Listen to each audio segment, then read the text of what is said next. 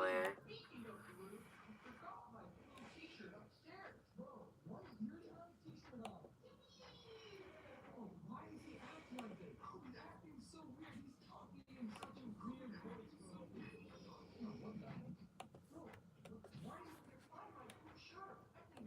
Hey guys, I hope everyone's having a great night tonight.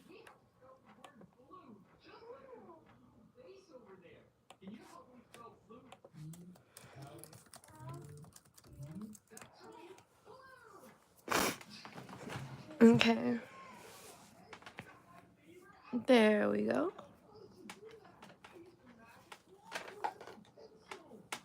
Gonna grind up a little bit of wings.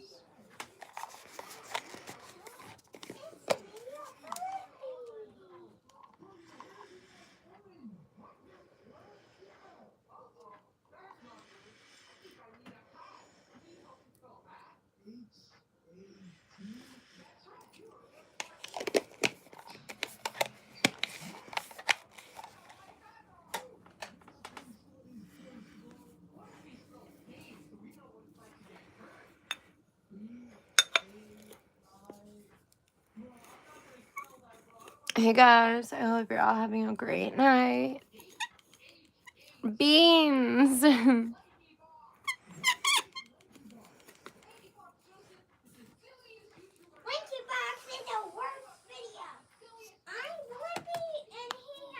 Thank you, Axe.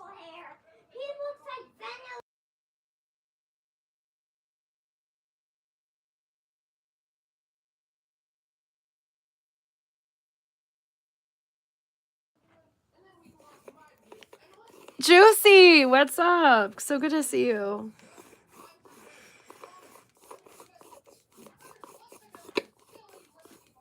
You're on your way to school? Wow, is it really that early there?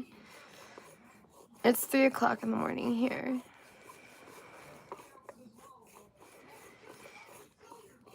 It's 8 a.m. Jeez, you're 5 hours ahead of me. Good to see you, girl. We're gonna listen to some interesting true crime story here in just a minute. I'm just gonna get a few people in here real quick and then... Yeah, it's 1 a.m. there.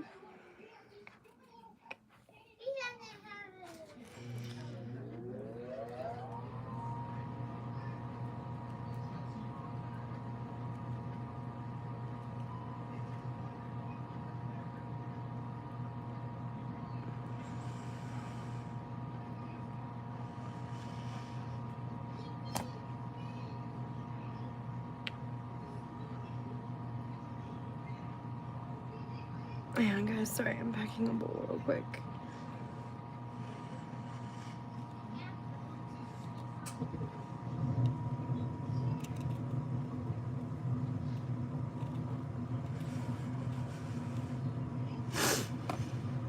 Just to have it ready to go for the video.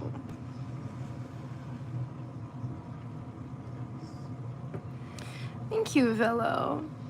Hope you're honestly disturbed to leave a little bit of his feet today.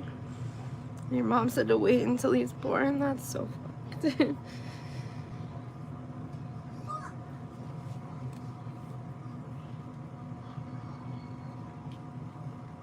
Okay, anyways, we're gonna go ahead and start listening to this.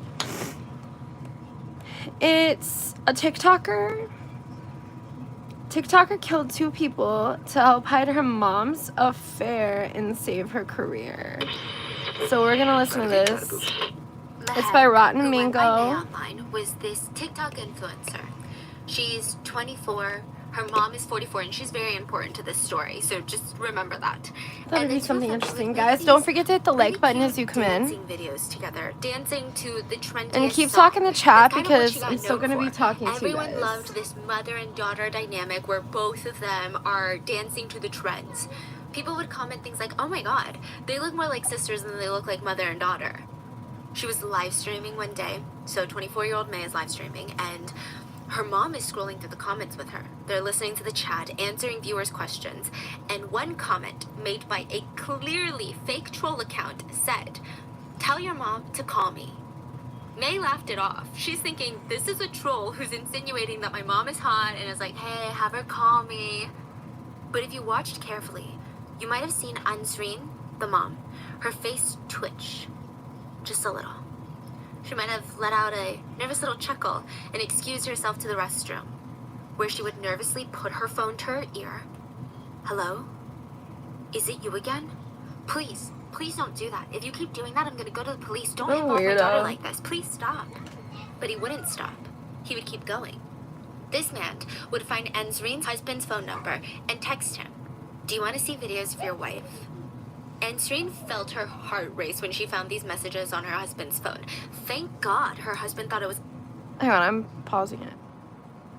Oh my god, I'm not. That's crazy.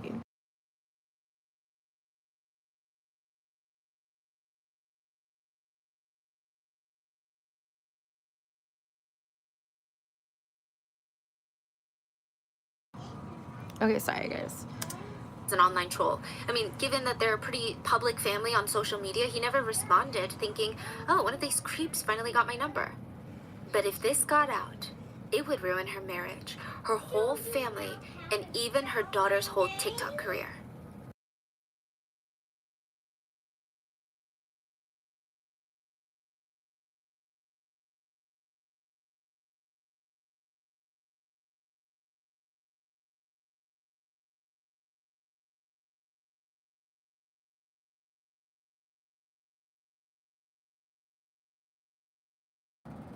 Okay, sorry guys. Had a wholesome, religious, family-oriented image on social media. And now Ansreen, her mom, was gonna ruin it all. She looked down at the new text message on her phone from him, and it read, "One click and I ruined your life."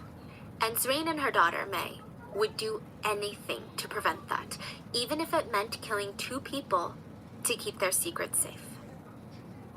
What does one click mean? He's gonna post whatever that video is. He's gonna send it to her husband. He's gonna send it to the world, make it go viral. One click, and her whole TikTok career, her daughter's TikTok career, would come crumbling down. Wow. And so would her family. So would her social standing.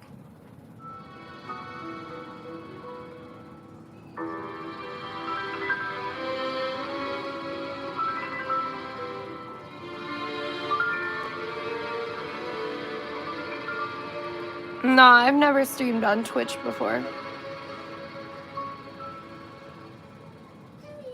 As always, full show notes are available at rottenmingopodcast.com.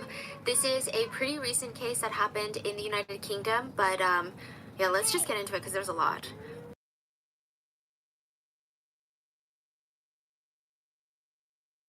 It's very reminiscent to me of Omegle. Like, you use it to randomly video chat strangers from all over the world, but Azar really focuses on marketing.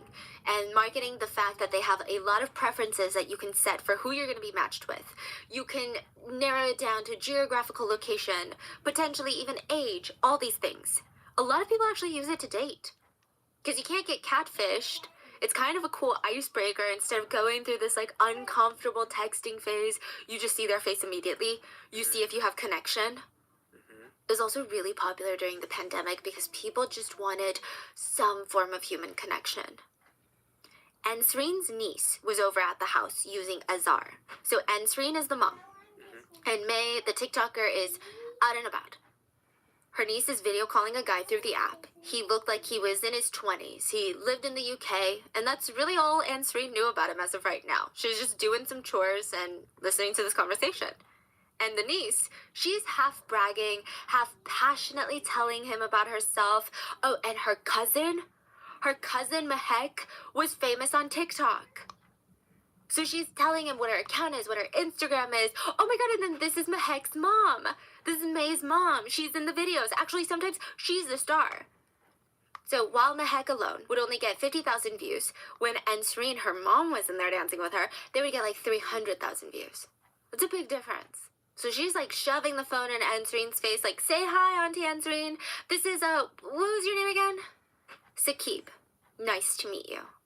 Ensreen said she smiled and waved, and that was that. She went back to doing whatever she was doing. I mean, these are little kids having conversations. Why should it bother her? Why should it matter to her? A lot of TikTokers became famous during the pandemic, and May really wanted to be one of them. She was doing all the things that they were doing. She was dancing to the trendiest songs, which, looking back at a lot of these TikToks, it feels like a fever dream. Doja Cat, the Why Don't You Say So dance. Like all the viral McDonald's hacks through the drive-thrus, using the Zoom filter to lip sync to songs and like cover your face, and then it goes to the next person when they uncover their face. Yeah, we did all of that too. Yes, it's like a fever dream. Yeah. So May quit college to do this. She really wanted to be a TikToker. Why doesn't he reply? I hope your day is good too. She would recruit her brother in her videos, her mom, her dad. Her dad didn't make as much of a frequent appearance, but he's in a few videos. Honestly, he seems very likable. He just seems really sweet. Kind of like a dad. Maybe he talks a little too much about things that young people don't care about, but he's cute. How nice is the kebab? Oh, that's very nice. Really, really nice. So tasty, very juicy. I know. And if you have a time, if you visit Istanbul, I can say you must need to come and eat everywhere. All the Istanbul food is very nice, but this place I like it. So they have this really adorable, wholesome family image, and her caption with her mom would say things like, having an elite relationship with your mom. So blessed to have her in my life. My mother, best friend, and sister all in one. To the woman who birthed me, I appreciate you so much. May claimed to be a devout Muslim. She posted a lot about her faith on TikTok as well. But her primary interest, her ultimate goal, was to be a fashion influencer. She said, I would post my fashion outfits on Instagram, companies would send me clothing, I would tag them on my platform, and that's how I would get paid. She was also invited to promote restaurants, bars, specifically hookah lounges. And she would always bring her mom with her. So half the reason being, her family was a little bit more conservative, so her dad just always worried about her.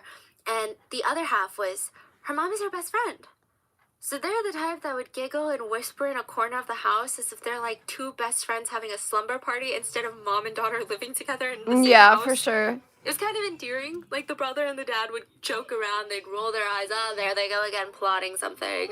May convinced her mom to make her own Instagram account. With all the views that are coming in, I mean, it's gonna go over to her Instagram, it's gonna ripple over, and then maybe she can start doing promotions too. Honestly, it sounds like May is telling her, Mom, it's an opportunity, just do it, it's gonna be great. And maybe that's true, but it's clear that there is a side of Ensreen that really wants this life. She was 44. Her whole life she had been sheltered for 44 years. Her dream growing up was to be a flight attendant. This is like when she was in her teenage years.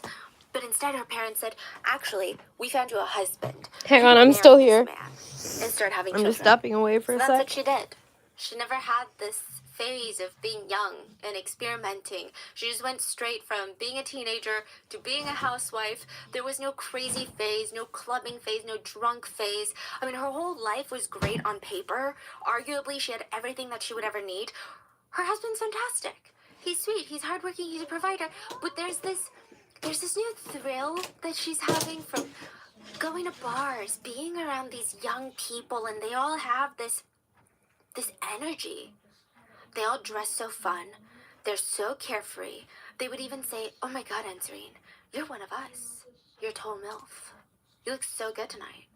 Ensreen was excited about this new life. She's like, oh my gosh, do I really? Like, that's crazy. Stop it.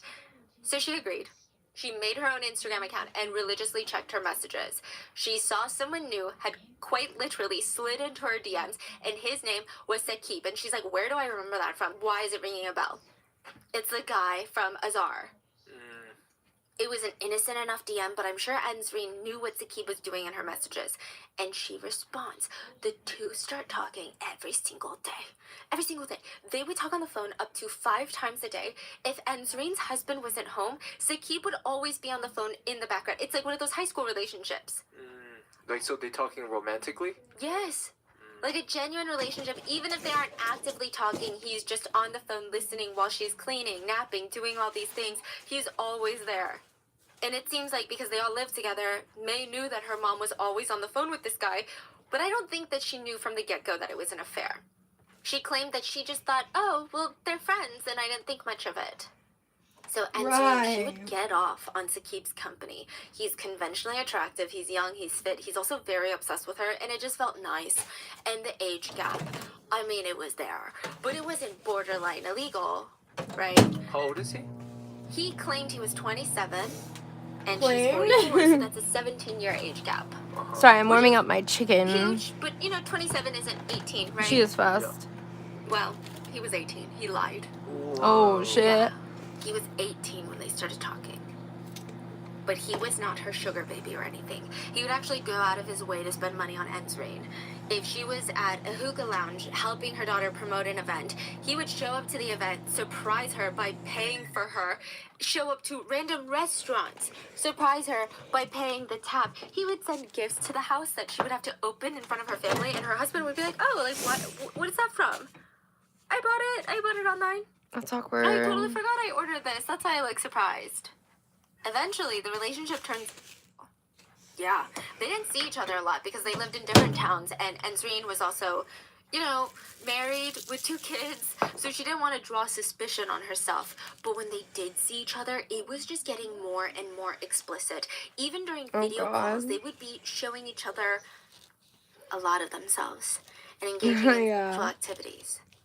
For Enzrin, it was more fun, more exhilarating, more scandalous, sexual. This was her second affair since being married.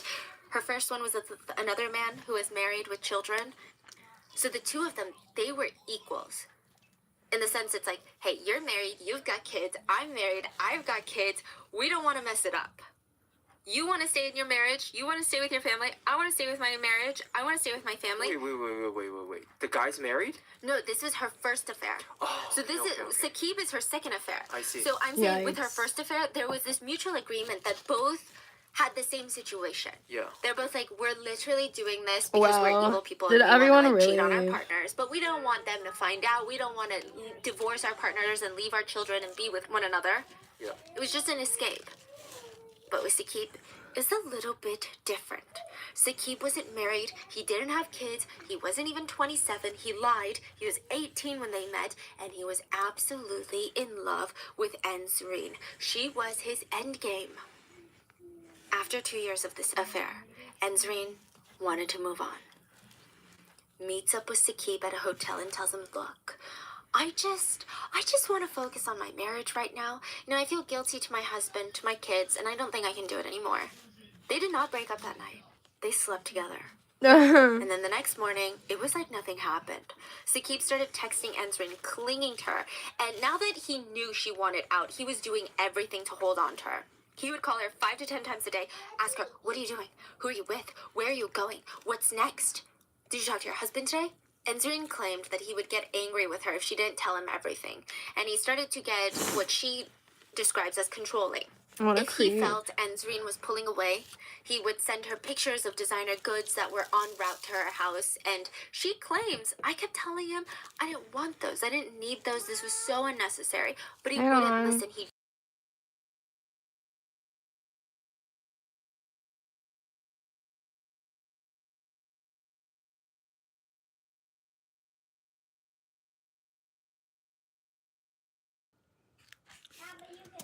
Sometimes he would even just randomly Uber Eats her food. Enzrin said she felt like if I accept these gifts, he would feel like we're together. But if I don't accept the gifts, he would get angry. Finally, December of 2021, Enzrin bit the bullet and broke up with Saqib for good. She's like, I can't do it anymore. There's nothing you can say. I'm not going to meet you at another hotel. Like, I'm done. I'm done. She expected curse words. Non-stop angry phone calls, angry emails. She was prepared for it, but she hoped, if I don't engage, if I don't respond, he's going to get bored, he's going to move on. Right. But instead, that's how that works. looked at her phone, and there were explicit pictures and videos of her and Saqib during their rendezvous. Some screenshots of her during their explicit FaceTime calls.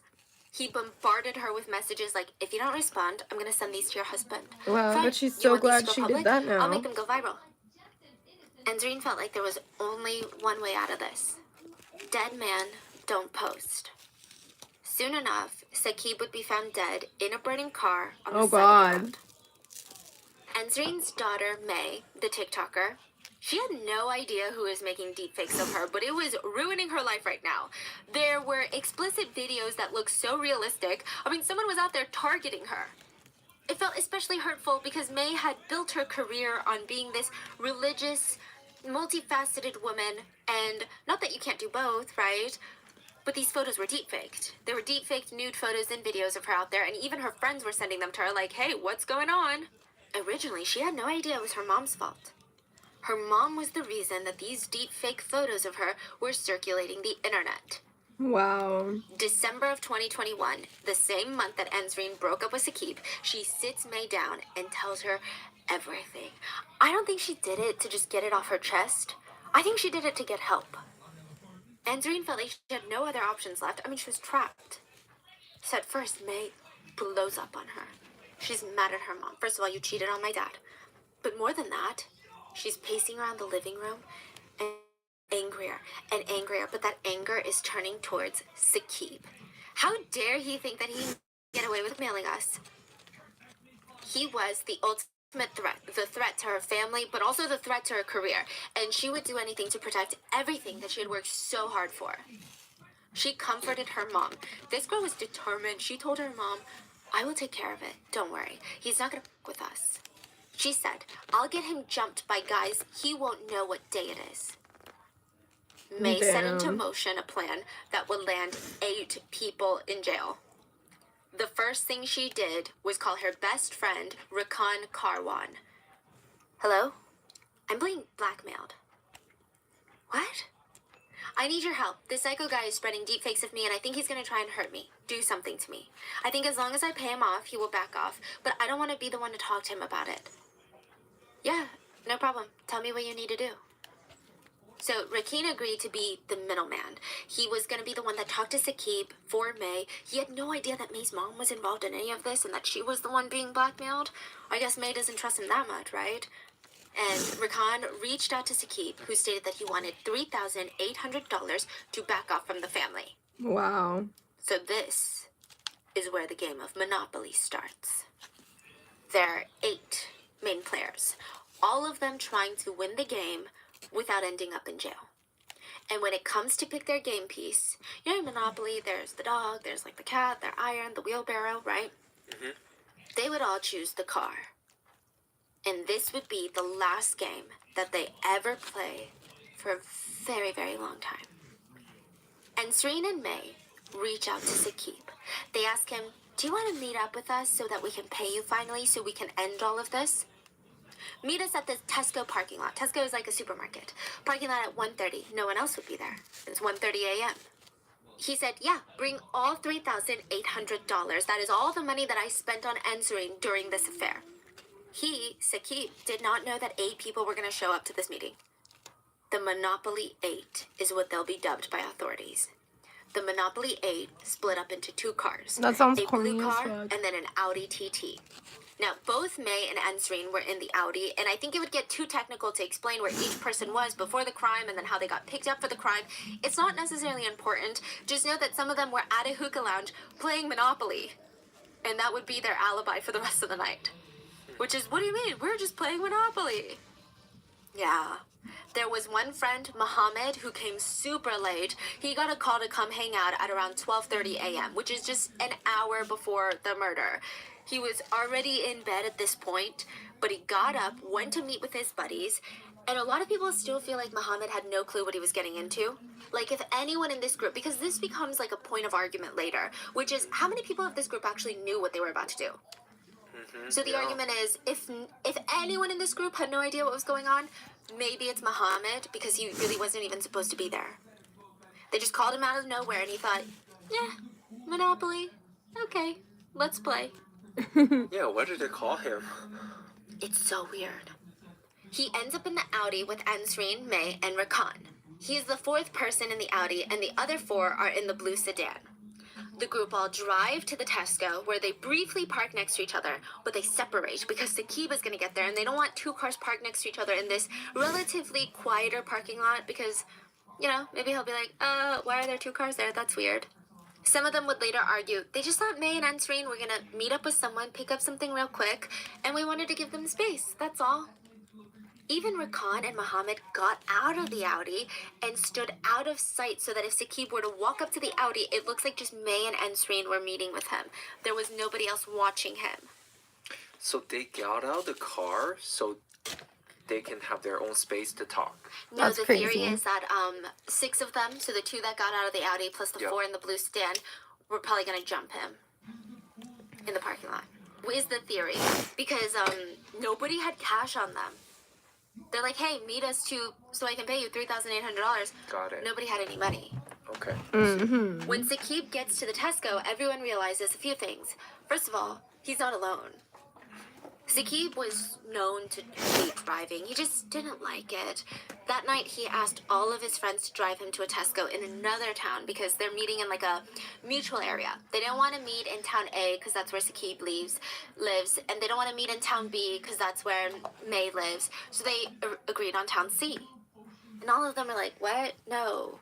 They all had excuses on why they couldn't drive him. I mean, I imagine some of them just straight up didn't want to because it was inconvenient. Technically, Saqib could drive himself.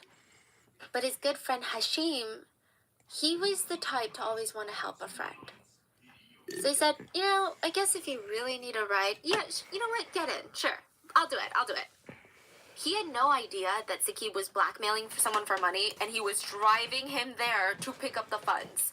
He just thought Saqib needed to get something from this specific Tesco or meet someone for something innocent and thought, maybe it'll be fun. We could listen to music, jam out in the car, catch up during the ride. Hashim pulls up to the Tesco, and it seems like Saqib realized at this moment that he was being set up. I don't know. Something in him was like, no, I gotta go. Like, we can't do this. Hashim and Saqib pull out of the Tesco parking lot, avoiding a physical altercation, but a blue sedan starts following them. And then an Audi is right behind them, right behind the blue sedan. Mohammed said, once we were all following this random silver car on the road, May called Saqib. May called someone. Because Mohammed is in the car with them. May said something weird. She said, watch what I do to you. At 1:21 a.m., a Shell gas station CCTV captures 3 cars racing down the A46 at a high speed. It looks like the blue sedan is chasing Saqib and Hashim, and the Audi is following the blue sedan. They were going up to like 100 miles per hour during the chase. Wow. It looks dangerous. Looking at the footage, it can easily be interpreted as the blue sedan trying to run Hashim and Saqib off the road. So right after the phone call with May and Saqib ends, the one where she allegedly tells him, see what I do you, watch what I do to you, Saqib calls 999 using Hashim's phone. His phone was out of battery. Now, the parents of the victims have requested the police not release the actual call, so they released the transcript instead. And because we don't have the actual audio, it's really hard to know if we're interpreting the tone correctly, but the transcript is so frustrating to read. Saqib calls 911 to tell them that he and his good friend Hashim is driving, are being followed by 2 cars down the road. He said, I'm being followed by 2 vehicles. You're being followed by 2 vehicles? Yes, I'm being followed by 2 vehicles, and right now, how do you know you're being followed? They're trying to block me in. They're trying to block me in. Can you get to a police station? I can't get to a police station right now. I need help. What I'm saying is, when you say you can't get to a police station, why can't you get to a police station? I can't get to a police station. Why not? There's guys following me. They've got balaclavas on. Balaclavas are the masks, the ski masks, basically with the eyes cut out. Oh my gosh. Right. Are you in a vehicle or are you... The operator goes to ask where Saqib is, and he finally says, they're trying to kill me, I'm gonna die. Calm yourself down a moment, okay? They're trying to ram me off the road, these 2 vehicles. At one point, the operator sounds like they don't believe Saqib, so they keep asking for where they're headed, and Saqib tells them, I can't tell you because my phone is dead. Insinuating, my phone is dead, so I can't look up the navigation right now, and obviously I can't look it up on the phone that I'm calling you with because I'm on the phone with you. Yeah. But the operator is just like, your phone's not dead, because I'm talking to you. Oh my gosh. gosh. Saqib tries to tell them that he needs help urgently and tries to tell them his exact location, and the operator says, "Slow down a moment for me. You've given me a lot of information very quickly. I've gone past Radcliffe College and I'm getting rammed off the road." "You're not getting rammed off the road. They're trying to hit the vehicle. They're hitting on the side. And you've gone past Radcliffe Road?" "Radcliffe College. I just told you I've gone past that now. Please, I just need help. I'm in danger." "I understand that. I think you're going a different way than the way that you think you're going. I passed a speed camera right now. They're hitting the car. They're hitting the back of the car really fast. They're trying to ram us off the road. Please, I'm begging you." "Yeah, I'm arranging help for you right now." "Oh my God." And it said in the transcript that the sound of a crash can be heard and the line cuts off. Oh my gosh. At 1:32 a.m., a car rams into Hashim and Saqib, sending their car skidding sideways towards a barrier, hit the barrier, flew into the air, hit a tree, split in half, and instantly burst into flames. The two other cars, the blue sedan and the Audi, the Monopoly 8, just kept Y'all driving should along talk the in the highway chat. before they stopped at a nearby lot. Two people were seen on CCTV Who's cameras here getting out currently? and kind of inspecting the cars. It looks like they're looking for any obvious signs of damage. They get back in the car and make a U-turn and start driving towards the direction that they came. Probably kind of trying to check what's going on, right? All 8 of them He's drive trying to past be the burning hacks. car. I know, isn't This this is crazy? around 1:30 a.m. Everything else is dark. The car on fire stands out like a giant bonfire. They all drive past it. Not a single one of them call for help. Nobody calls emergency services. It was later said Ensreen slumped in her seat and was crying uncontrollably while May tried to comfort her as they drove past the car. The blue sedan and the Audi park in a neighborhood. Everyone gets out. And 7 of them would start walking around the neighborhood for about an hour.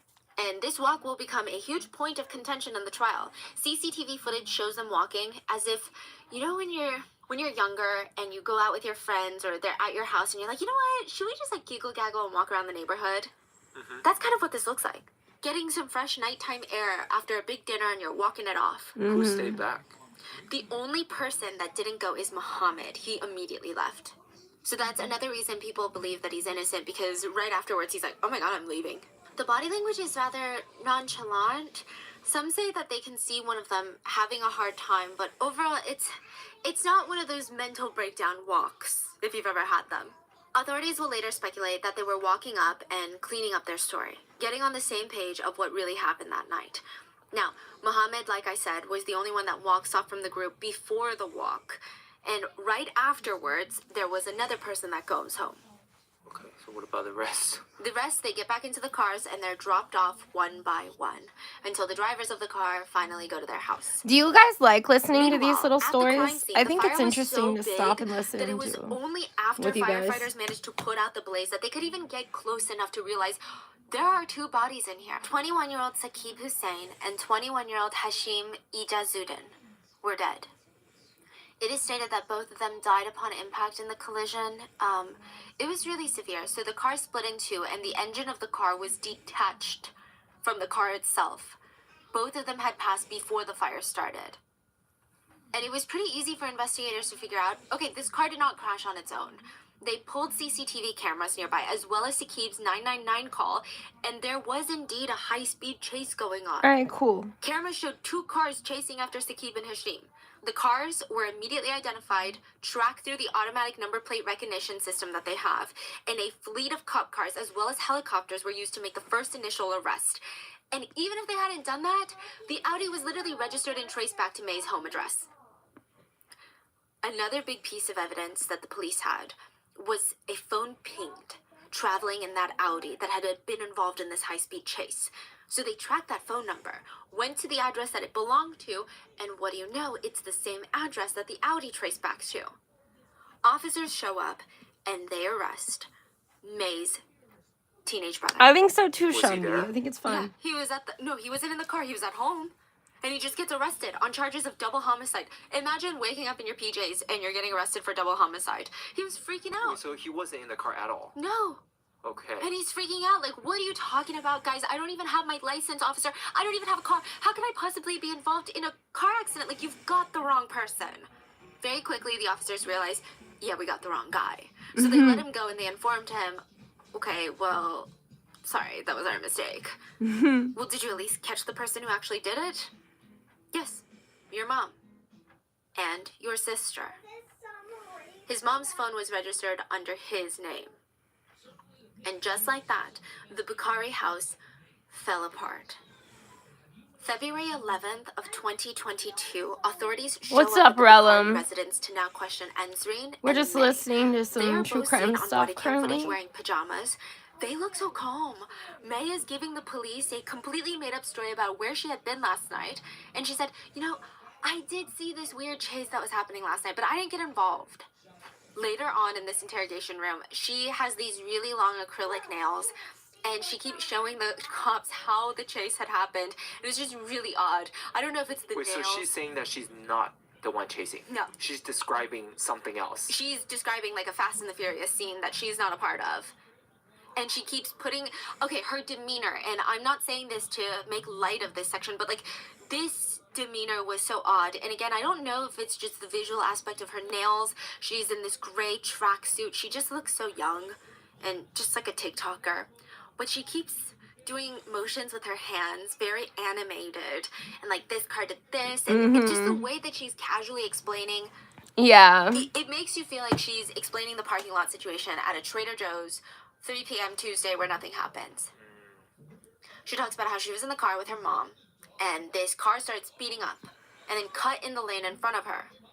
She had no idea who this was in this car, but she said, you know, I always keep a distance from the car in front of me because I've been driving for 4 years, and that's just something that I always do. She's talking about the blue car. Yeah. She said that there was this blue car that seemed to be agitating a silver car, and it just felt like they were trying to race or something. She said, I wanted nothing to do with it. And I turned to my mom, and I remember saying in the car, like, what is this car trying to do? And her mom just kept telling her to stay out of it, and quote, it's got nothing to do with you, May.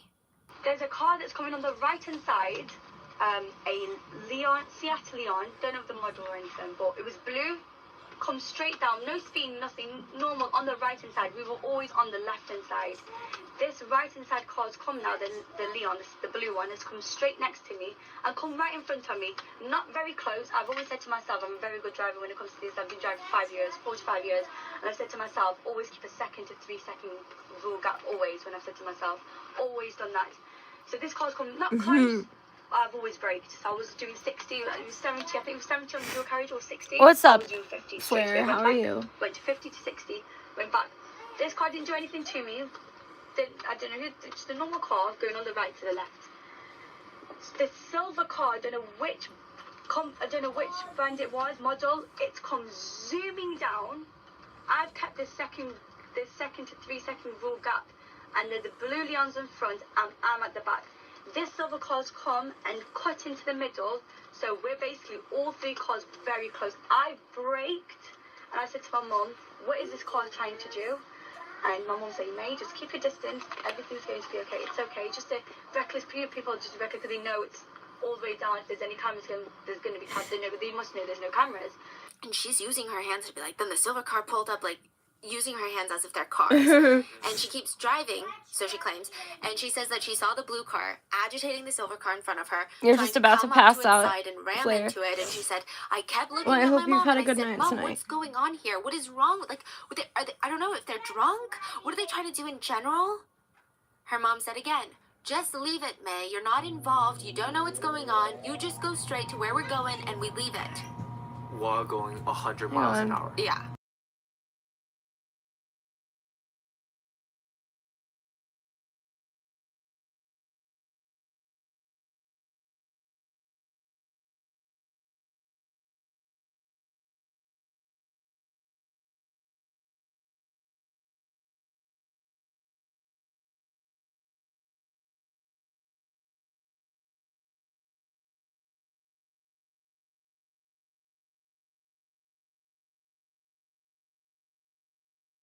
Hang on a minute, guys. I gotta type something in for my kid.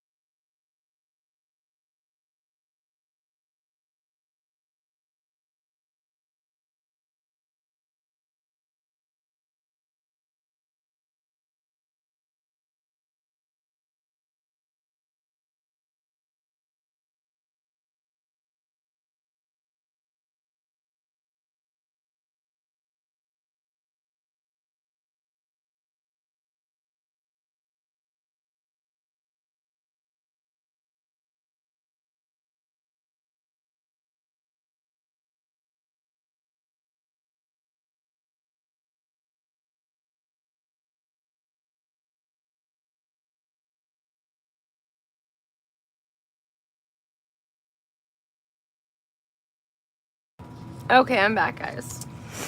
What's up, Lieutenant Leaky Cheeks? Just listening to another true crime video tonight.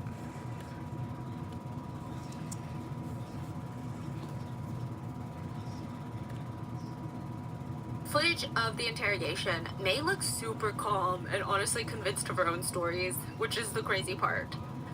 You know when you see someone and you're like, okay, this person is lying, and you get secondhand embarrassment because you're like, she's so confident. It's crazy because, you know, there's 8 of you. And there's cameras everywhere. Exactly. It's not something that you can just make up a story and think you can get away with it. Like, Yeah.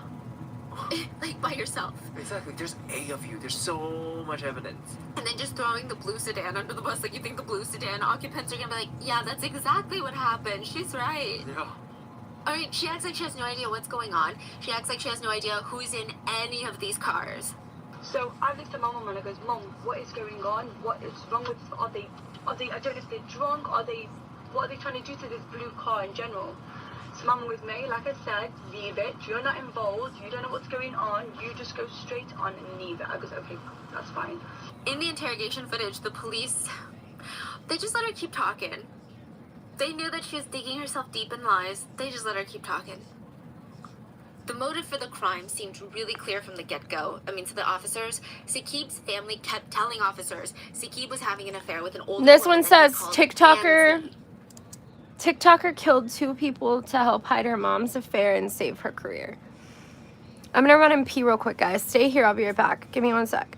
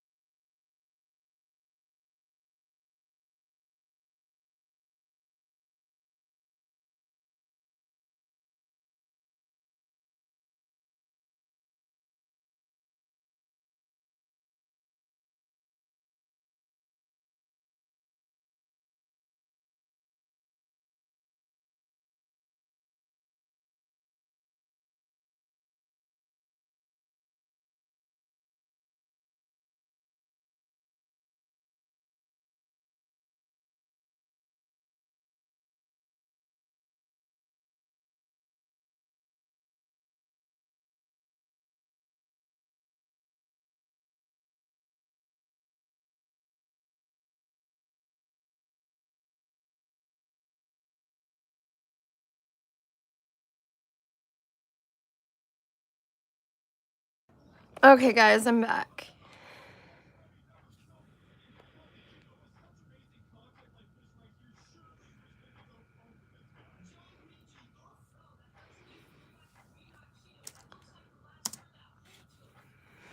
What are we looking at? True crime video. That's what we've been watching.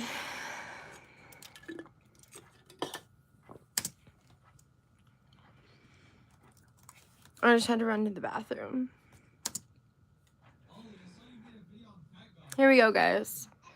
Anzreen, Anzi. Saqib even introduced her to his sister at one point. So authorities were clear of the connection between Anzreen and Saqib early on in this investigation. They sit Anzreen and May down and they say, can we take your phones? Can we look at your phones? Not that you really have a choice. But they were cooperative. May lied about the passcode to her phone, and both of them denied any sort of affair. Anzreen had deleted every single picture of Saqib from her phone, but detectives were able to pull Saqib's iPhone cloud albums, where there were pictures upon videos of Saqib and Anzreen cuddling and doing other things, indicating that on at least 11 separate occasions, Anzreen and Saqib had been together. They found the phone logs that showed the defendants, the two drivers of the blue sedan, and the Audi calling each other nonstop during the night of the crash. As well as May and Saqib were on the phone right before the crash. So very quickly, the 8 people were arrested. So in the blue car, you had 22-year-old Natasha Akhtar, 22-year-old Sanaf Ghulam Mustafa, 27-year-old Amir Jamal, and the driver of the blue sedan is 22-year-old Rais Jamal. In the Audi, we've got 45-year-old Ansreen Bukhari, the mom, 23-year-old May Bukhari, the TikToker, 21-year-old Mohammed Patel, That's and crazy. the driver of that car was 28-year-old Rakan Karwan. They were all charged with 2 counts of murder and all denied being responsible for the crash. At first, everyone in the blue car was like, what are you talking about? I have no idea what you're talking about. We're just a group of friends that were driving to one of our buddies' houses so we could finish our very intense, lengthy game of Monopoly. That's what we were doing. I mean, we did see something on fire on the side of the road, but that had nothing to do with us. We were, I guess you could say, at the wrong place at the wrong time. Originally, May stuck to her story for a little while before deciding, okay, this is dumb, this is moot point. And eventually she would admit, yes, okay, fine, my mom had an affair, and Saqib was going after our family's safety and well-being, and yeah, okay, he kept threatening to show up at our house to do who knows what. I just wanted to make sure that my mom was protected. We were just going to give him the money that night at Tesco and make sure that we weren't alone. That's why I asked my friend Rakan Karwan to come with us. She said, I asked Rakan, and I said I was being blackmailed and harassed, and I told him to message Saqib's as one brother to another brother. She said, we just wanted to show him what kind of person he was at the time and just put an end to it. But Saqib was demanding. He was demanding money and all this, and I told him, you're not getting your money, Saqib, we need to talk first. But then he said he was going to come to my house, so I suggested we meet at another location, a neutral location, to give him the money. And yeah, I just wanted Rakan to come with us because it would give us peace of mind. I didn't want my mom and I to go alone. She said she was worried that Saqib might attack them. She said as for the blue sedan full of other people, they were close with Rakan, but she never really hung out with them like that. She thinks Rakan called them as backup, just in case. She said, I was even annoyed. I was even annoyed that Muhammad was in our car. It was weird. I was like, I didn't understand why he was there in the first place. Rakan invited him. May said she did meet up with Saqib that night. She knew that he was in that car, but she had no idea what was going to happen with the blue car and Saqib's friend's car. Which clearly doesn't make any sense. Clearly, they're chasing him in the car. It's one thing... Yeah, and they talk on the phone the whole time. Yeah, so and... they know what they're doing. If you're going 100 miles per hour after another car, switching lanes to go after that car, you really can't say you don't know what you're doing. Yeah. Clearly, there's CCTV footage of it.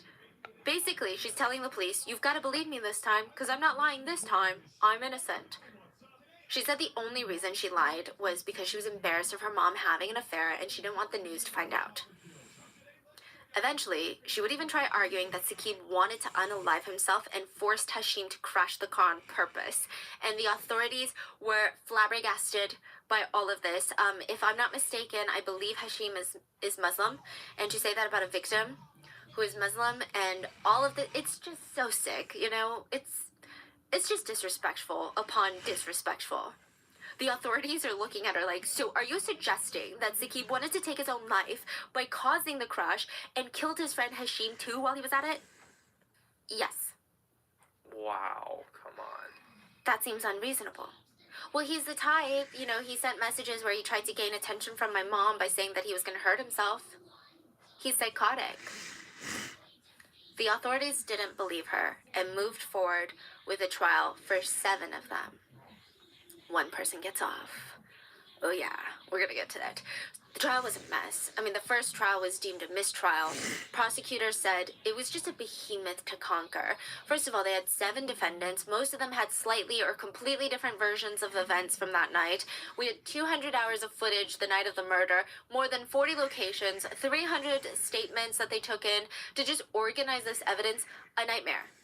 And a huge question to the prosecutors was, out of the friend groups, so excluding May and her mom, and probably excluding the 2 drivers, how many of the other 5 knew what was going on? Or were they just hanging out with friends, got in a car for a little ride, and suddenly they're on trial for murder? What would you do if your friend is suddenly going 100 miles per hour out of nowhere, risking your life, and they won't slow down even though you keep telling them to slow down? They cause a crash, what do you do? Not saying that they're innocent, but just kind of toying with the idea. Are they killers? Yes. So if that were the case, could they have done something to stop the drivers from what they were doing? Could they have done something afterwards? Is that what we're arguing? Maybe they could have gone to the cops. Another thing that just added another layer of complexity was Saqib at this point was almost put on trial. Same with Hashim. So Hashim was the friend that was driving, truly had nothing to do with any of this. He's just giving a buddy a ride out of the goodness of his heart. But he was the driver, and he was found to have cannabis in his body during the autopsy. So of course the defense would take this and run with it, saying that he was driving recklessly, he caused the crash on his own, this was all his fault. And then Saqib was kind of put on trial too. But this one I think is a bit more understandable of why it needed to be talked about in the trial. The court and jury were presented with evidence of Saqib's pattern of behavior prior to his death. Apparently, there was another woman that he made threats to when she tried to break up with him. Side note, this woman is not in any way connected to the defendant, so it doesn't seem like she has some sort of incentive or motivation to lie for them. She said she met Saqib at a club during a night out. She had a boyfriend, but he wouldn't stop trying to get her number, so she just gave it to him thinking, I'll just ignore him later. But he kept texting, and she let him know nicely, hey, I have a boyfriend. Like, sorry, you were just kind of kept asking me, so I gave you my number, but I have a boyfriend. He called her 15 to 20 times a day, threatening to smash her car up and go to her house, and then during one call, he got very, quote, extremely suggestive. The woman reached out to the local police 3 times because she was terrified of Saqib. It was overall not a great look. The jury were also presented with Saqib's text messages to answering leading up to the incident. He said things like, if I don't get a call, I'll do what really has to be done, even though I don't want to. You taking me for a dickhead? Not for long. Your son's gonna see them videos now of us in the hotel, okay? Don't make me f everything up. Don't say I didn't tell you. I'm giving you a last chance. I'm gonna send them now. Your son is gonna see them videos and pictures. Are you gonna call me back, or shall I make your husband mad? I'll tell him everything and make all your pics and videos go viral right now. I'm telling how all the girls were in on it with you. Saying like May and her friends knew. A lot of these text messages were shown without context to the jury, but another one read, you're messing around with me? Yo, what the f***? Just pick up 1 second now. You're trying to set me up? Saqib also sent messages to Ensreen calling her a dumb slut and stated he had nothing to lose and, quote, when I'm mad, I'm mad. 1 click of fingers and I can break your marriage and every other single thing. It was also alleged in court that Saqib would threaten to harm himself if she did not pick up the phone. But the harassment was mutually exchanged to a degree. Other text messages showed May threatening Saqib by saying things like, I'm sorry, but this year you'll be gone, Saqib. I've got every threat that you've ever sent my mom. I know what games you're playing. Carry on speaking to her like this and you'll see movement soon. Another one was from May to Ensreen, so from daughter to mom. She said, "I'll soon get him jumped by guys. Leave it to me. He's trying to scare you." Another one was, "Don't worry, Mom. Whatever it is, we will sort it out." It was mentioned in court that between August 2021 and February 2022, Saqib had reached out to Ensreen 1,702 times, while Ensreen in the same period only reached out 214 times. Of course, you know, any trial is going to be really hard for the victim's family and friends, especially for Hashim. I mean, imagine his family sitting there. They're like, he had nothing to do with this, and now he's basically being put on trial, and they're bringing up cannabis. They're trying to slander his character by saying he does. Exactly. Yeah. And for Saqib, I'm sure it was really hard for his parents as well. But a lot of netizens felt for Ensreen's husband and son during the trial. It seems like the family was just broken apart. Ensreen's husband hadn't visited Ensreen during her arrest, but he did show up for parts of the trial. So whether it was for closure, whether it was to support his daughter or to support his daughter and his wife, it's unclear, but all of the affair was aired out. Ensreen's first affair was also aired out during the trial. I mean, I imagine it was hard for the husband, but more so, the son is also a big victim in this. He was only a teenager when all of this went down. Prosecutors stated they believed May, Ensreen, and Rakan were plotting for a way to get rid of Saqib. I don't know why Rakan was in on it. Maybe he was just a ride-or-die type of friend, or maybe he was going to get something out of it. But it just isn't clear to prosecutors.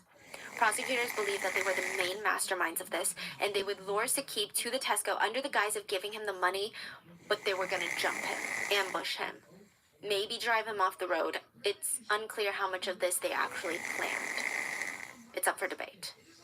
A lot of netizens said, going at that speed, that's intent to kill. It doesn't matter. Like, when you're going 100 miles per hour chasing someone, trying to ram them off the road, you're trying to kill someone. Ensreen and her daughter May's defense, on the other hand, it was kind of crazy. They were victims to a crazy stalker, and while they made some shady, bad choices, Saqib was controlling and terrifying, and they had no other choice, essentially. They tried to use footage of Ensreen walking around after the murder with her co-defendants. You know how they parked in the residential neighborhood? They argued that she looks like a woman in shock. Ensreen and May claimed that they just wanted to talk to Saqib that night and nothing else. And about May's text to her own mom saying, like, "Don't worry, we're gonna jump the guy," they argued, no, we were just exaggerating. During the trial, remember how I said there were 7 defendants? Muhammad, the one that came late and left before the walk, he was the star witness out of the Monopoly 8. He was the one that wasn't tried for the crime, and now some netizens think that he's innocent. Others say that he's guilty, but he's cooperating with the police to save himself. It's unclear, but he gives the police what they want. He corroborates the story that is consistent with Saqib's 999 call. He states that Saqib was being chased at high speeds. He states that they were all wearing balaclavas that night, just like Saqib had mentioned in the phone call. He said that he was the last one to join the group. He had no idea what was going on. That they mentioned that they were going to jump a guy. He said he was so scared. He didn't know what he had gotten into. He was so terrified. And while they were going like 100 miles per hour, he heard 2 phone calls that night. The first one was May, the TikToker, telling Saqib, "Watch what I do to you." Then they hung up, and Rakan, he was driving the Audi. He called the other driver of the blue car, Race, and he said, quote, "Ram into him." Shortly before the car Hashim and Saqib were in, skidded off the road, killing the 2 men instantly. Now, some netizens think that Muhammad should also be in jail, and that it seems like he's conveniently taking himself out of the crime. He's like, "No, I genuinely had no idea what was going on." Some people think that he probably knew, and he's now taking this stance to get off easy. It's just, you know, netizens have a lot of feelings about this. All the other defendants, minus the drivers, May and her mom, and Muhammad, the other 5, they insisted they had absolutely no idea what was going on at any point, and these phone conversations never happened. They said, "We were just going for a drive. We had no idea who was in that car. We didn't know about Saqib or why even we went to Tesco." They said they had no idea what was going on. Like, May said she needed to pick up something from a guy. "We were just playing Monopoly 1 second, and then got into the car to switch locations, ended up being arrested for double homicide." they argued, we don't have lengthy criminal backgrounds. We're ordinary people with jobs. Or we're in school right now. We have families. We have normal lives. We did nothing to cover our tracks. This is not a smart, well thought out plan. Like, why would we do this? If we knew what we were doing, what in our right minds would make us want to kill these men? For May and Sreen? Some of the people in the blue car, they weren't even friends with May. They have like a mutual. Right. So why did they do that? Even the driver of the blue car, Ray's, he said, I tried to brake when the victim's car came up in front of me, and I tried because I didn't want to hurt anyone. So he's saying that he was just trying to scare Saqib, because he heard Rakan tell him about the blackmailing, and he was like, yeah, I guess we'll just scare the guy into stopping. Then he was saying, it's actually the victim's car that was blocking us, not letting either of us pass. They were instigating it, and it was just a high-speed chase thing that spiraled out of control. To back up his claims, his attorneys brought in some CCTV footage that does show at times the blue car was getting dangerously close to the victim's car, and the blue car is seen braking. Yeah, because, the blue, sometimes let's say you brake check someone. Yeah. You're just trying to, stop this madness. Yeah, what do you mean? I can totally see that. Mm-hmm. Why does that matter? Yeah. Drive away. Yeah. You're trying to intimidate someone, right? You're following, you're tailgating them, you're trying to do something to them. So. And they brake check you. Of course, you're not gonna slam into them. Exactly. Yeah. Leave the situation. Go home.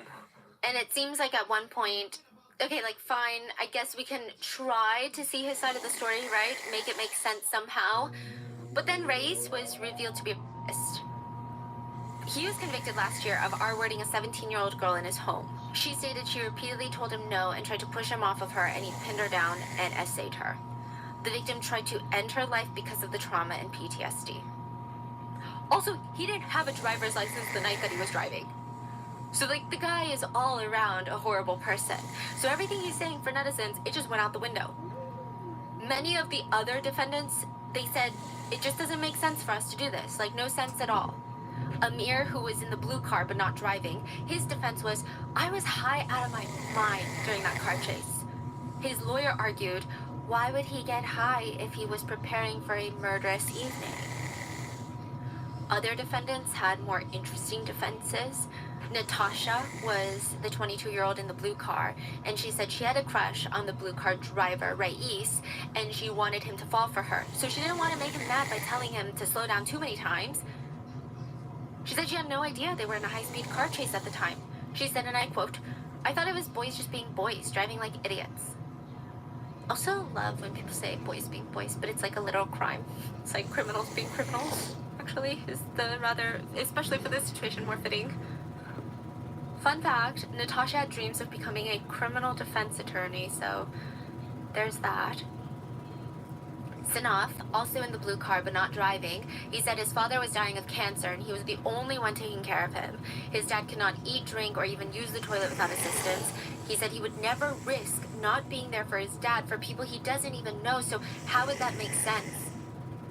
The only reason that he went out that night was to interact with people his age and get some comfort and escape out of his life because he just takes care of his dad all day. And ultimately through this, Sinaf's dad would die and he would not be present at the funeral. So this whole debate of who knew, how much they planned, how much did they know ahead of time, is a huge argument still in this case, even now after the trials are over and said and done with. Some argued it made no sense for these people to throw away their lives when none of them had skin in the game. It doesn't seem like they were promised anything specific from May or Rakan, because I feel like that would have been discovered during trial. They didn't know Saqib. They didn't care if May's TikTok fell apart. They didn't care if May's family fell apart. Literally, they didn't seem to care for May or Ansreen. So some people argued maybe this is a situation where they were just there for a fun night and it got roped into something else. But other people argued these sound like people that were ready to jump a guy for the thrill of it, not knowing they were going to accidentally kill people. It sounded like they're down to yeah, let's get balaclavas and jump a guy, teach him a lesson. It's thrilling, it's crazy. Maybe they felt like that was okay. Another supporting argument for that is, on the phone with 999, Saqib mentioned seeing the people in the car behind him wearing balaclavas. And Muhammad also mentioned it. So if they're not jumping him if they're just playing Monopoly? Yeah. Why would they have balaclavas? Why would they be going 100 miles per hour chasing another car? Exactly. And then end up getting arrested and being like, what? We did nothing weird or out of the ordinary. We were just driving from one place to another in balaclavas. In the end, the jurors deliberated for more than 28 hours, and they came back with a verdict.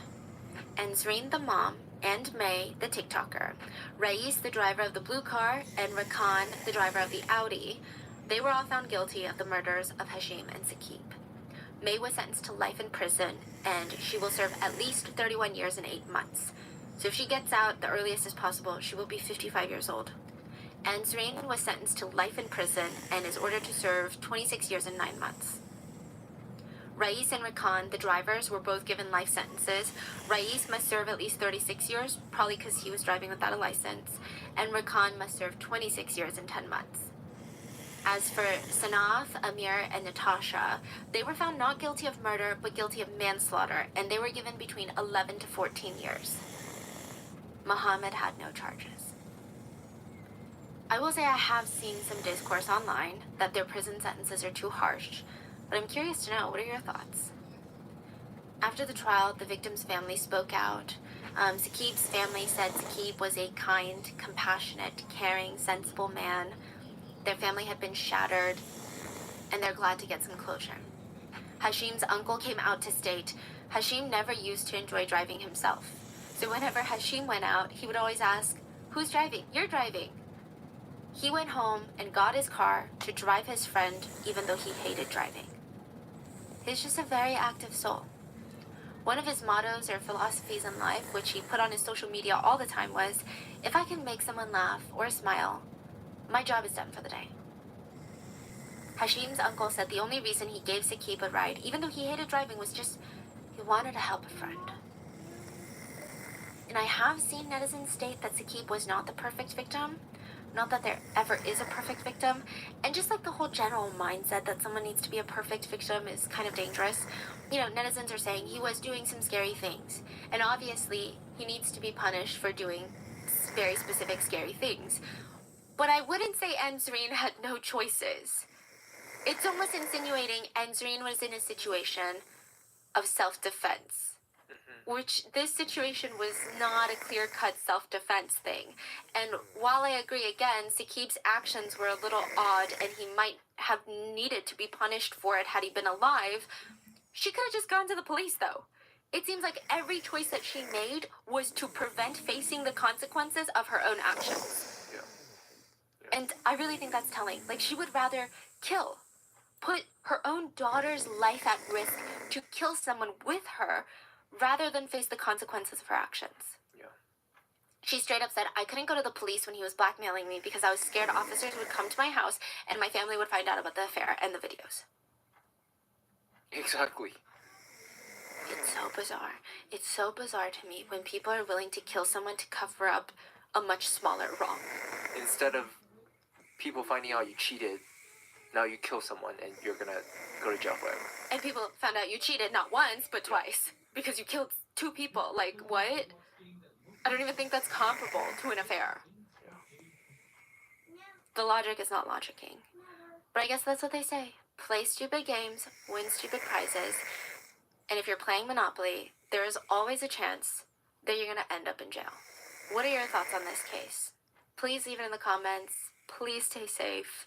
And I'll see you guys on Wednesday for the main episode. Bye.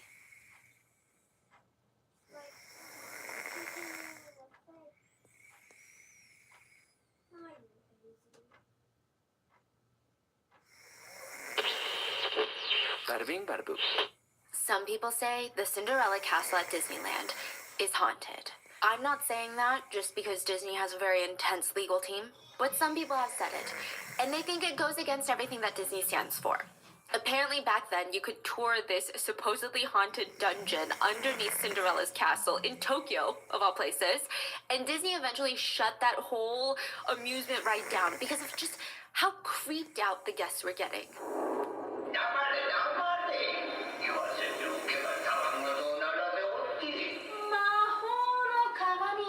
Their objective was, let's bring them in, show them these dungeons, and it'll be scary, it'll be spooky, and then we're gonna have a happy ending. But people were genuinely terrified. There was something about the energy in that castle.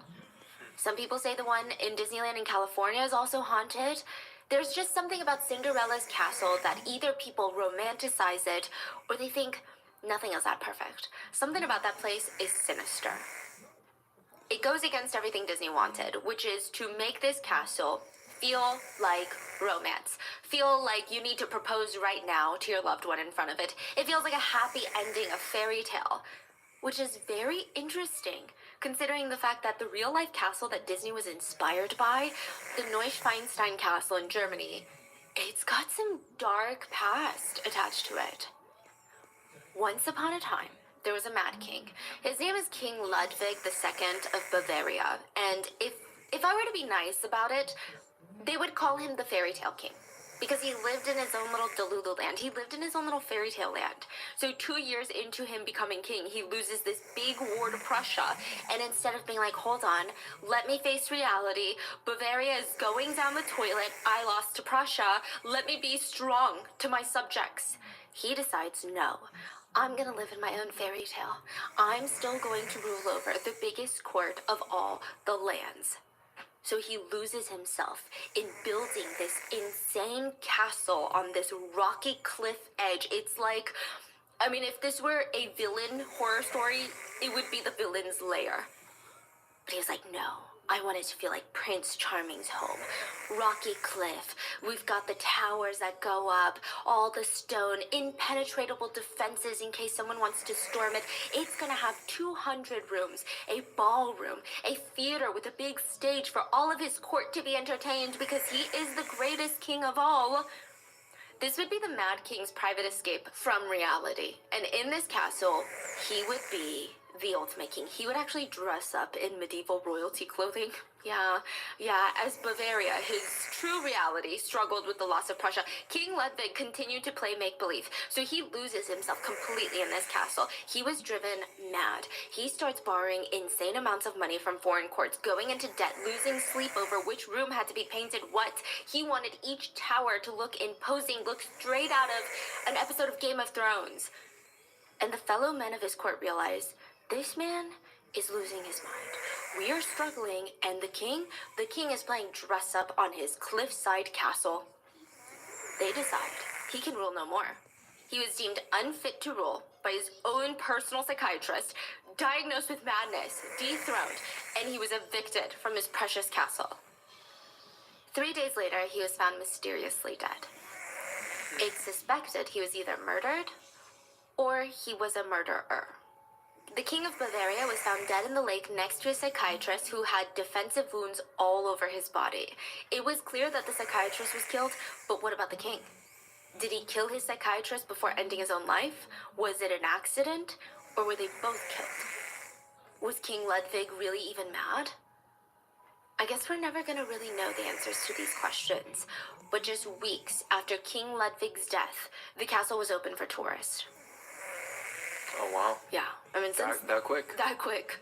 And since then, it has become one of the biggest tourist attractions in the whole world. More than 61 million people have visited this castle. More than 1.3 million people visit this castle annually.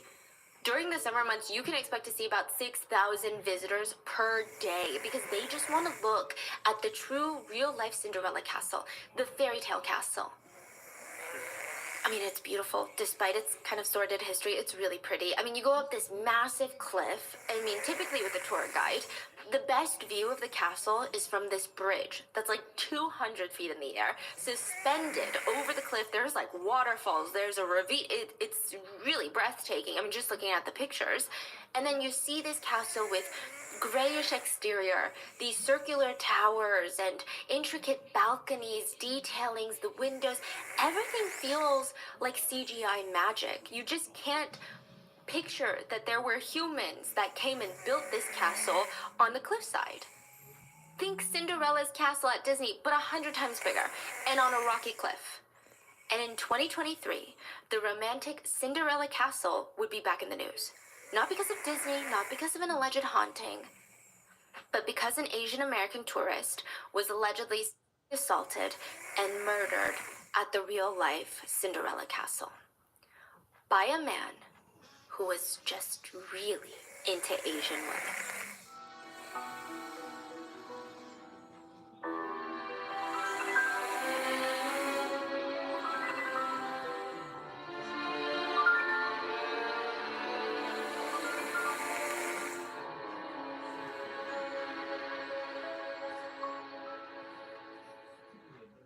As always, full show notes are available at rottenmangopodcast.com. This was a highly requested case that I've been trying to cover for, I want to say, a few months. I hoped that there would be a bit more information as time progressed, but it appears that this is just what we know so far, and we're waiting for a trial to happen in Germany. But as always, I'm interested in hearing your thoughts down in the comments. So with that being said, let's get started. The bridge overlooking the Cinderella Castle was already packed. I mean, even though it's Wednesday, June 13th at 11 a.m., there are people shoulder to shoulder on that bridge waiting in line to try and get a picture with the castle. There were as many phones up there as there were faces in the crowd. So amongst them, there's 2 Asian American women. We've got 21-year-old Eva Liu and 22-year-old Kelsey Chang. So they're patiently waiting to get on this bridge. I mean, this is the main bridge that tourists will go on to see the castle. There are hiking trails around here, around the castle, but this is the best place for views. This is the best place for pictures. This main bridge. People will take turns squeezing past each other just to try and take a picture. Even if there's a million tourists in the background of your photo, it's just that good. And then maybe when they're done taking that picture, they just take a second to stare at this castle. It was everything that everyone online said it would be. It was a million times more beautiful in real life. So Eva and Kelsey, they start walking around this area. They're taking in the fresh, sharp mountain air, taking pictures, hearing all these tourists giggling and talking in all these different languages. I mean, the energy there that day, particularly, was very heartwarming. Everyone just wanted to see a real-life castle. There's nothing tense about the situation. I mean, everyone's having a good time. There's families, there's kids. So Eva and Kelsey, they start walking around looking for the perfect shot of this castle, and they hear this voice. "You girls American?" The girls turn around, and this man, I mean, I don't know how to say this nicely, but this man looks like the poster child for an American man. I'm an American. I was born here, so can I say that? You know how Europeans say that they can sense? Their spidey senses start tingling when there's like an American tourist even a mile away. They can spot one out in the crowd like that. That was this guy. He's wearing a baseball cap, jeans, t-shirt. He has a goatee and a big smile on his face. They turn around and they say, "Yeah, we're American." "So cool, me too, I'm from Michigan." So he's like striking up this conversation with them, and I'm sure they're bouncing it back politely. "Oh, very cool, we've never been to Michigan." And the 3 start engaging in this conversation. It does seem like the man was the one that kept it going, but he wasn't creepy about it. He wasn't like, "Oh, what hotel are you staying at?" He wasn't asking all these intrusive questions. He just seemed really excited to meet another American while he was abroad. Which is the thing. Like, when we were in Switzerland, my dad was so excited to see a couple staying at our hotel because they were Korean. We've never met this couple before. We don't know the first thing about this couple, but he's talking to them as if we were long-lost family friends. So it's very interesting when you're traveling, you build this like sense of companionship with someone that's from the same country as you, just because they're from the same country as you. So the girls, they're engaging in the conversation, and there is, again, nothing alarming about this man. He seems very nice. He's also super knowledgeable about Germany in general. He seems well-traveled. He's telling them all the hottest local spots to grab food. He wasn't even suggesting, "Oh, why don't we go after?" He's like, "Oh yeah, if you guys have time tomorrow, you should check out this place." It was just a genuine conversation. And then he says, "Hey, do you guys want to see the castle from another viewpoint?" The bridge is usually the tourist spot, but like literally right over there, there's a really clear part of the trail where it just has the best view. It's kind of like a local secret. Last time I was up here, a local showed me.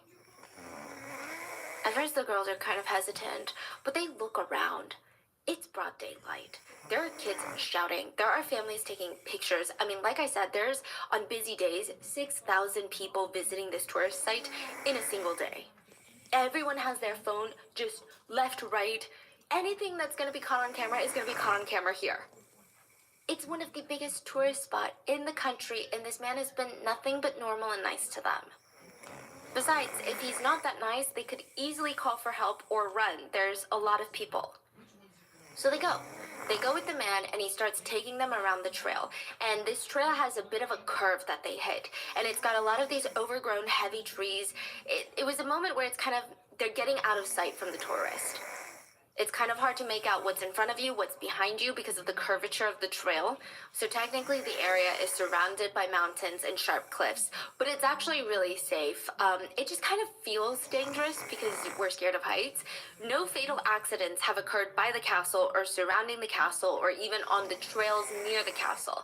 Everything is very clearly marked. It's easy to keep a safe distance from any cliff sides or steep ravines. Very, very easy. So this is around 2:30 to 2:40 p.m. that they start making their way down the trail with this man. And somewhere along this trail, the man's demeanor completely changes. He goes from being the nice guy next door to just a monster. I don't know how else to say it. Kelsey was walking a little bit ahead, and she heard a scream, turned around to see the man trying to violently assault, presumably assault Eva. Trying to save her friend, Kelsey runs over, tries to pull this guy off of her best friend, and for a second it works because he's now backed off from Ava. His hands are in the air, but he doesn't run off. Kelsey's hoping, okay, now he's gonna know that we're gonna scream, we're gonna shout, people are gonna come and help us. He doesn't back off. Instead, he turns all of his attention to Kelsey now, puts his hands around her neck, starts choking her and pushing her, basically choking and walking her closer and closer till he gets to the cliff's edge, and then he flings her over the 165-foot drop. 165 feet is like throwing someone off the 17th floor balcony. The scarier part is this is a rocky cliffside. She could land on a sharp rock or a pile of them. I mean, she could keep falling down further. It's not like the bottom is 165 feet away. This is a very, very, very tall cliff.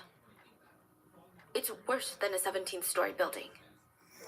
So the man turns to Ava, who's trying to fight him off with everything that she has. She's completely scratching up his face, getting his DNA under her nails, but also leaving him with these bright red streaks just across his cheeks, his forehead. But once he was done with her, and it's not confirmed, but it's presumed that he either tried or did essay her. When he was done, he threw her 165 feet off the cliff as well. A complete stranger thought that it was his God-given right to use a woman for pleasure and throw two women off the cliff when he was done with them. So when news starts spreading of this case, people are pissed off. People are so pissed off at the audacity of this guy. They start going online and saying, okay, well, if it's an eye for an eye, someone throw this man off a cliff. And I completely understand the concept of an eye for an eye, right? A life for a life. But what if the two lives are not equal to begin with? That is the question that a lot of netizens have been having with this case. Troy Bowling is the man that we're talking about. He was known in his neighborhood for walking his cat on a leash. It is unclear if the cat liked it or not. Yeah, we don't know. You can do that? I googled it. It said that most cats don't enjoy it. But you can train them when they're very young to walk on a leash. Oh, fascinating. It's fascinating, yeah. But that was pretty much what the 30-year-old man's favorite pastime was going out in Lincoln Park, Michigan, where he lives with his brother, and walking his cat. And we don't really know much else about this guy. Everyone said, he's quiet. He minded his own business. I mean, apparently, not a single neighbor was like, oh, that's cool, you walk your cat. Nobody even talked to him. They were like, he just didn't seem that approachable. But he didn't seem mean.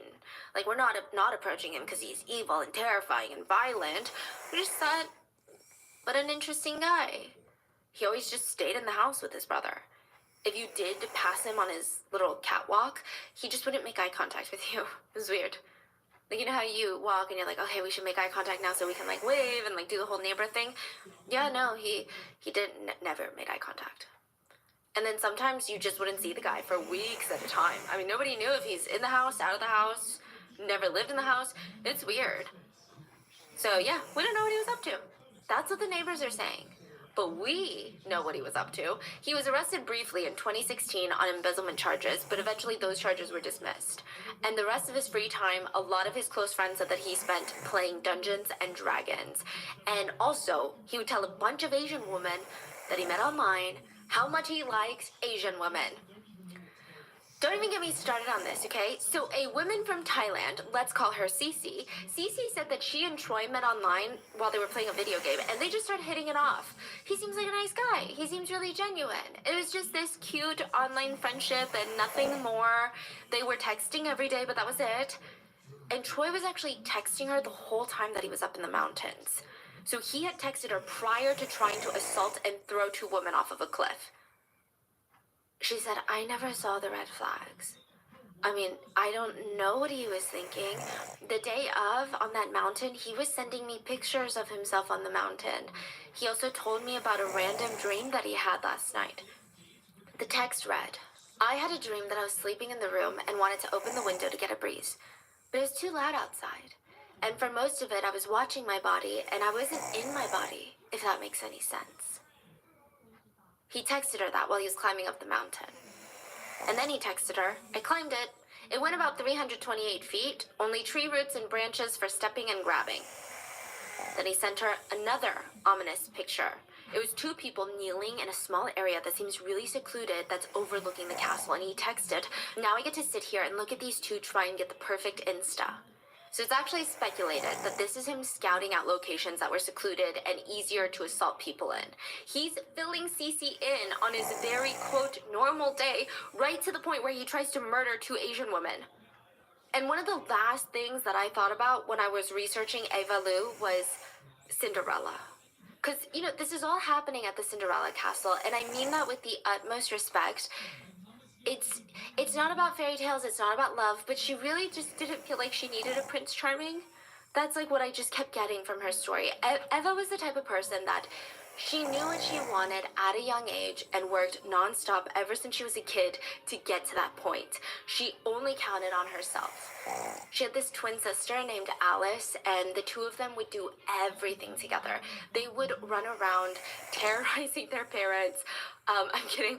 But apparently they were these really cute, well-behaved kids. They're identical twins. They would wear the same clothes. They played the piano, and they had this party trick where one of them would play with their left hand and the other one would play with their right hand. And they just had opposite personalities. Alice said that she was super shy, and Eva was the one that always encouraged her to get out there, go talk to people, like live a little.